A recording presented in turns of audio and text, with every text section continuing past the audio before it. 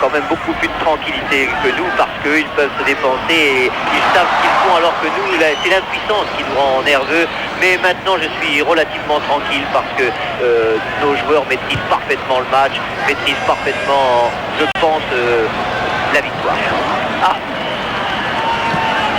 victoire qui serait donc une victoire historique, mais enfin, n'anticipons pas. Il y a, attention à cette attaque de Gilmar, il va obtenir le coup franc, oui, voilà. Il a obtenu ce qu'il voulait, à savoir un coup franc à 20 mètres, juste en face des buts français. Il faut faire un mur bien large là. Il reste 7 minutes à jouer.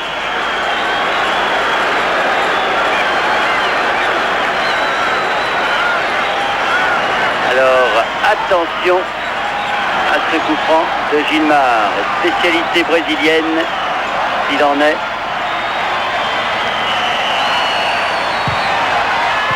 Bien joué Russ. Bravo Albert. Il y a eu un moment de silence et donc toujours 2-0 pour l'équipe de France. Ah, il ne tourne pas vite cette pendule. Il reste 6 minutes à jouer. Et dans 6 minutes, l'équipe de France aura marqué une de ses plus belles pages et vraiment une année exceptionnelle. Et avec la contre-attaque maintenant des Français, avec Garand au centre. Bibar qui se bat, Bijota pour Zereb. Zereb, il a Bibar et Garand au centre. Il préfère la tête de Bibar. Non, il n'a pas pu donner son coup de tête comme il voulait, Bibar. C'est dommage car c'était très bien joué de la part de Zereb. Et Dunga contre-attaque. Oula, attention. Chicao. Passe. Et il y a toujours 2 plus. Silvino, là il ne prend pas trop de 2. Silvino, il a vu que c'était bouché, il préfère donner derrière à Dunga. Ah, il y a toujours un Français là. Ça ne fait plus quoi faire les Brésiliens. Il recule, Dunga. Erreur maintenant. Et ça repart avec le mou. Et non.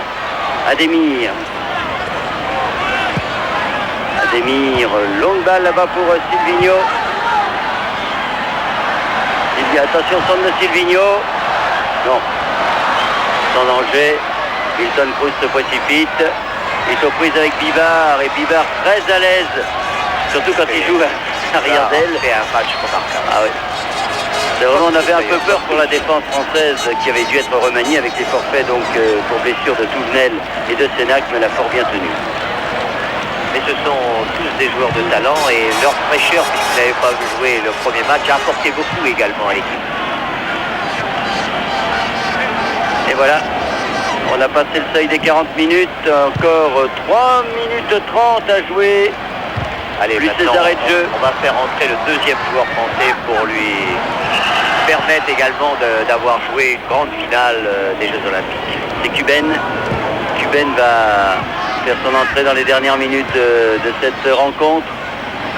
Si on peut le dire, maintenant on va voir la victoire de l'équipe de France dans ce tournoi olympique.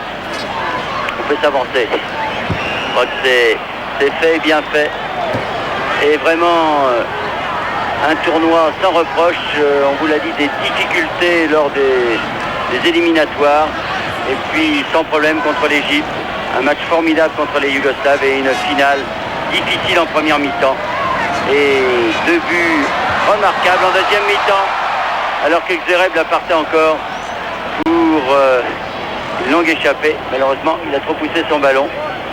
Et c'est sans doute lui du reste qui va sortir pour laisser sa place à Cuben.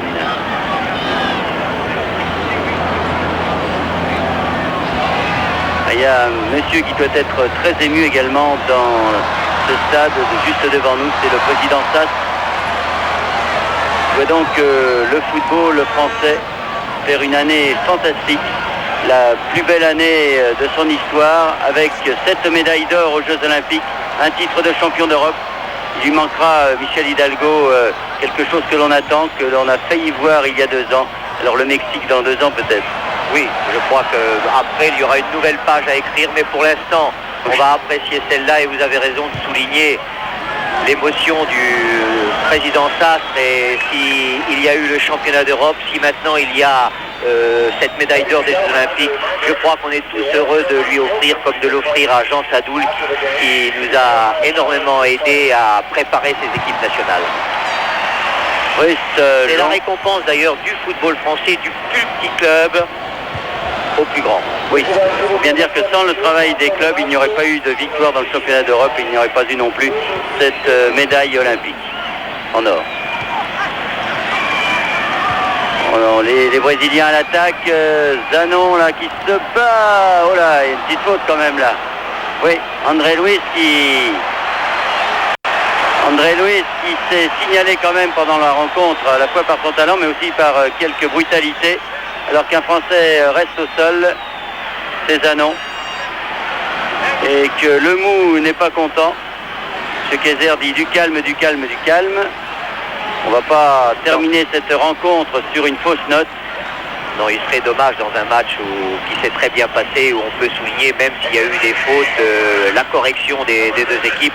Il serait dommage qu'il y ait un vilain geste, mais pas du tout. Je crois que tout va s'arranger. Oui, Zanon boite quelque peu, mais il est certain qu'il reste 2 minutes à jouer, peut-être avec les arrêts de jeu. On ne sent plus les coups, on ne sent plus la fatigue, on ne sent plus la douleur. Quand on sait qu'au bout dans 2 minutes, il y aura une médaille d'or.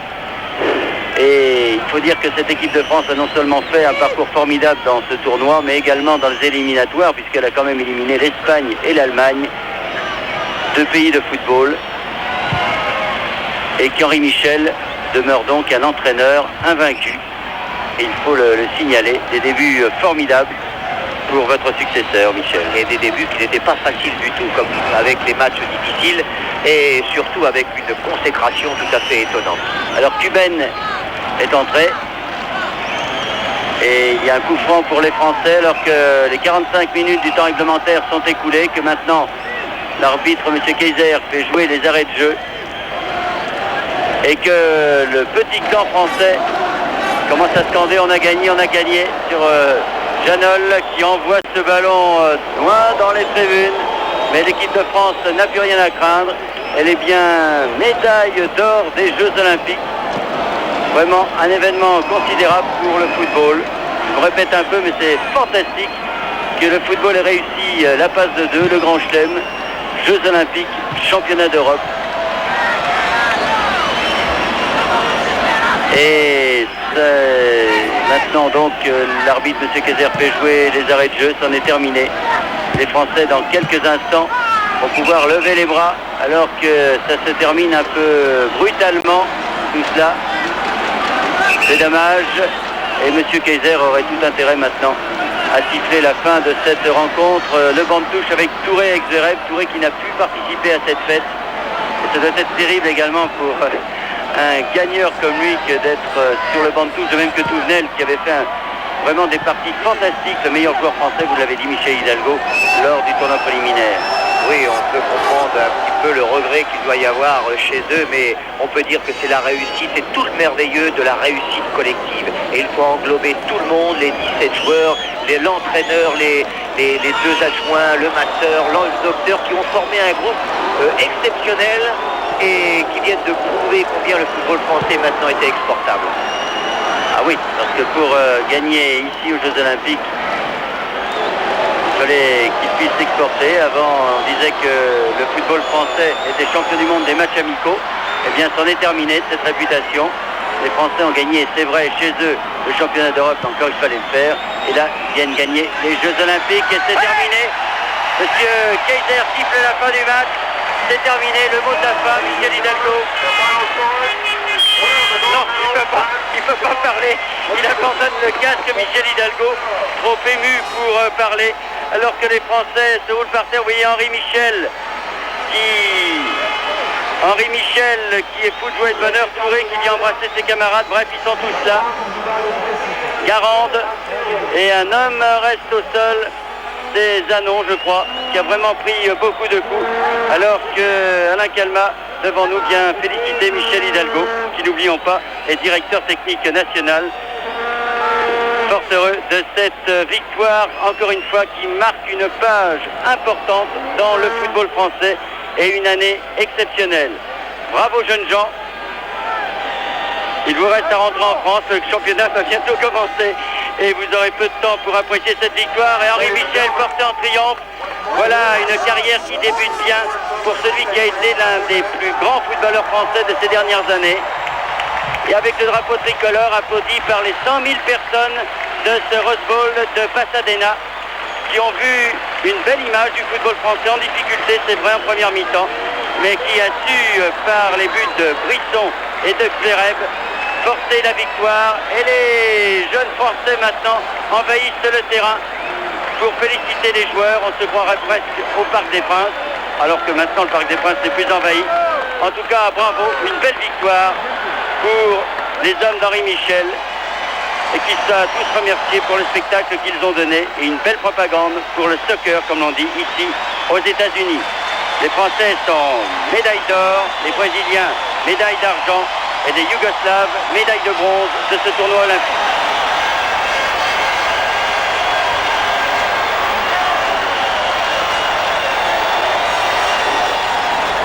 Mesdames, Messieurs, ici et en France, levez-vous s'il vous plaît pour l'exécution de l'hymne national de la France.